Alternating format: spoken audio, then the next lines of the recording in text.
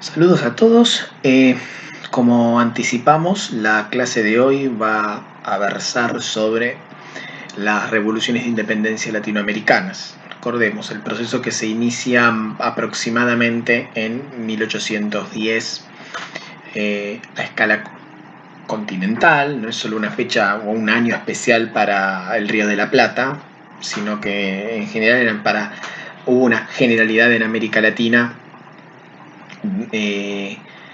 de inicio de procesos de autogobierno en 1810 y que va a tener su culminación en aproximadamente 1824, cuando se clausura definitivamente con la batalla de Ayacucho la amenaza militar española sobre América Latina, es decir, la posibilidad de que España pudiera reconquistar militarmente o a través de la fuerza lo que habían sido sus dominios coloniales. Podríamos decir que unos años antes el proceso estaba bastante definido, pero ya en 1824 el último esfuerzo y también la última región que quedaba por arrebatar de manos de las fuerzas leales a la corona española habían sido definitivamente tomada, así que por las fuerzas libertadoras. Así que más o menos este es el periodo de tiempo en que se inscribe el proceso. Ahora, lo que tenemos que analizar acá no es una cuestión de cronología, sino de carácter social o de contenido de las transformaciones sociales que trajeron aparejadas las revoluciones de independencia. O sea, el eje fundamental del debate sobre las revoluciones de independencia en América Latina es la caracterización de las mismas, ¿no? Lo que nos lleva al problema de la tipología de la revolución.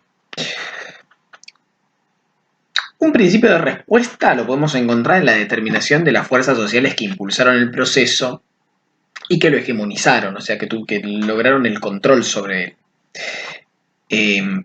Siempre, por supuesto, inscribiendo este proceso en un movimiento histórico mucho más amplio que lo condiciona, ¿no? Porque efectivamente las revoluciones latinoamericanas formaron parte de eso que Marx denominó época de revolución social y que por lo tanto contuvo un ciclo revolucionario un ciclo revolucionario liberal burgués que tuvo como dos niveles. Por un lado, un carácter universal. O sea, hay un ciclo revolucionario de carácter universal que constituye, que está representado por el ascenso definitivo de la burguesía al poder, ¿no? Digamos, la burguesía, ya clase social ascendente, termina, digamos, corona su proceso de transformación en la clase dominante, en una de las clases sociales fundamentales, y en particular clase dominante, bajo un nuevo modo de producción dominante que empieza a ser el capitalismo, lo corona a través de la conquista del poder político. Bajo distintos regímenes, pero la conquista del poder político. Y donde, por supuesto, comienza la conformación de la sociedad burguesa y la construcción institucional del orden burgués. Algo que podríamos decir que tuvo un espaldarazo definitivo con la Revolución Francesa, entendiendo esta, por supuesto, también como revolución burguesa. O sea, las revoluciones de independencia latinoamericanas formaron parte de ese proceso y contribuyeron de manera importante con este proceso general, con esta época de revolución, digamos, son parte de la época de revolución social y contribuyeron con este ascenso al poder de la burguesía. Lo que no quiere decir que en las revoluciones de independencia latinoamericanas lo que hayamos tenido fue el ascenso de la burguesía al poder en esta formación social. que hayan contribuido con un proceso universal no quiere decir que acá haya sucedido eso. Ahora vamos a ver cuál es la diferencia. Por otro lado, dijimos un nivel universal, el otro nivel es regional o continental. ¿Por qué? Porque las revoluciones de independencia latinoamericanas forman parte de un movimiento de largo plazo anticolonial iniciado por las colonias norteamericanas que se convierten en los Estados Unidos en 1783 y tienen su continuidad en la revolución social de independencia de Haití en 1804.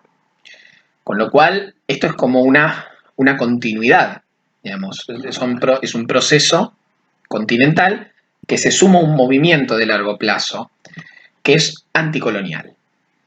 Entonces, por un lado, tenemos un ciclo universal de revoluciones liberales burguesas, un ciclo continental de revoluciones anticoloniales.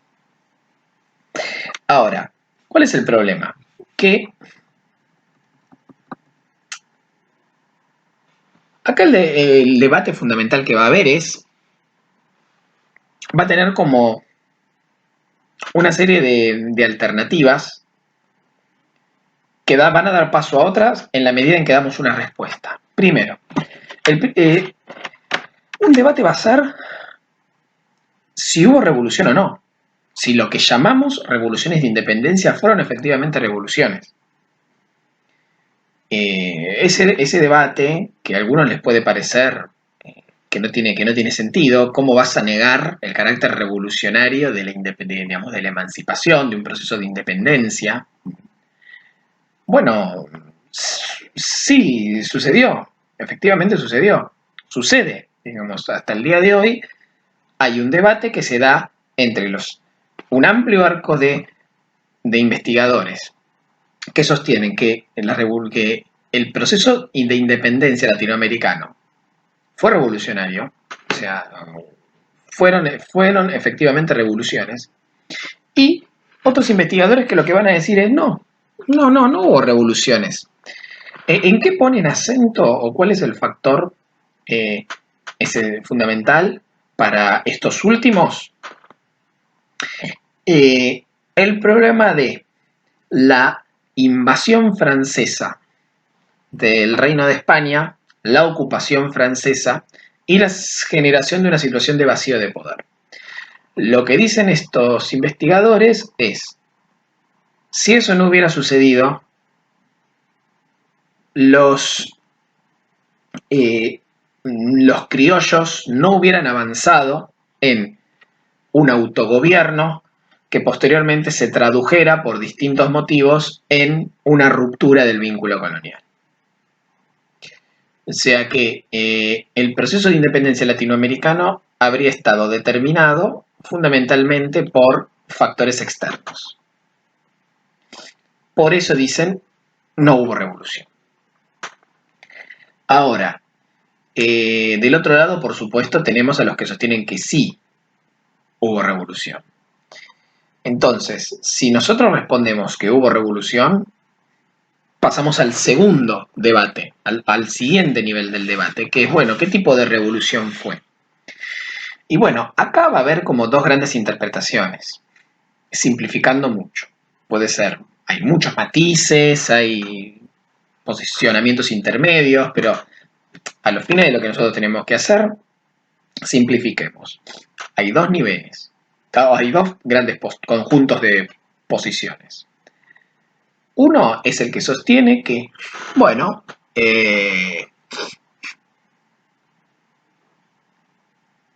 las revoluciones de independencia latinoamericanas fueron revoluciones burguesas.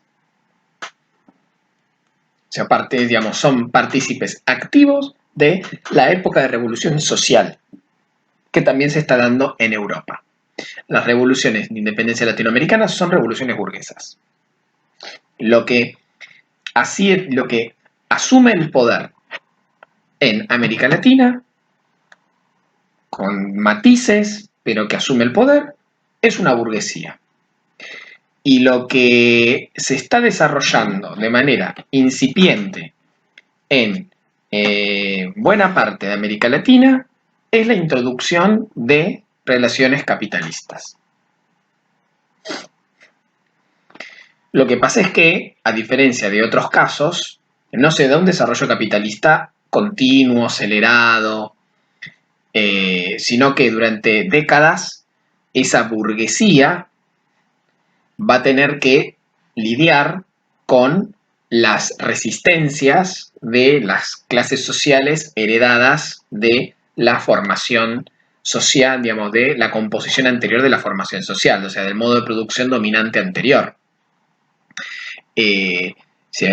La transición al capitalismo y la consolidación en el poder de la burguesía no es un proceso que se agote en 5 años, sino que es algo que lleva bastantes décadas.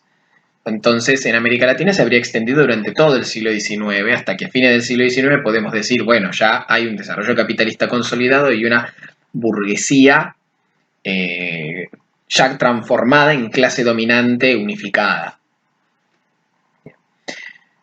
Ahora, del otro lado, el otro conjunto de posturas lo que va a decir es no. Revolución burguesa no hay porque no hubo revolución social, salvo en el caso de Haití, que particularmente además fue una revolución de esclavos, una revolución contra un modo de producción esclavista. En el caso del proceso inicial de 1810, no hubo revolución social. En todo caso, lo que tuvimos fue una revolución anticolonial que podemos leer como una revolución política. Es decir, lo que tuvimos fue una ruptura del vínculo colonial y el inicio de un proceso de transformación, sobre todo a nivel de la arquitectura institucional de América. O sea, la disolución del Estado colonial, la desarticulación del espacio económico, del sistema económico colonial y la disolución progresiva de las formas institucionales del régimen colonial. Pero esto se dio sobre todo en el nivel político. Hubo una revolución política, no hubo revolución social y económica. ¿Por qué?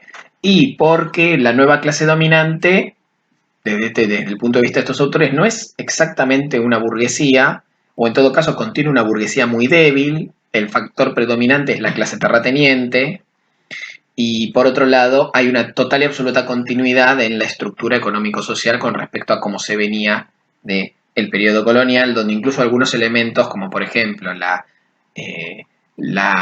gran propiedad territorial, el régimen latifundista de propiedad, se va a fortalecer, entre otros elementos. Con lo cual, bueno, es una revolución porque hay un fuerte cambio, innegable cambio institucional y asume el poder una nueva clase dominante, criolla, pero no es una revolución, digamos, no es una revolución social y por lo tanto no es revolución burguesa, como sí se dio en el caso francés, en Europa. Bueno, hacemos un corte y pasamos a la segunda parte.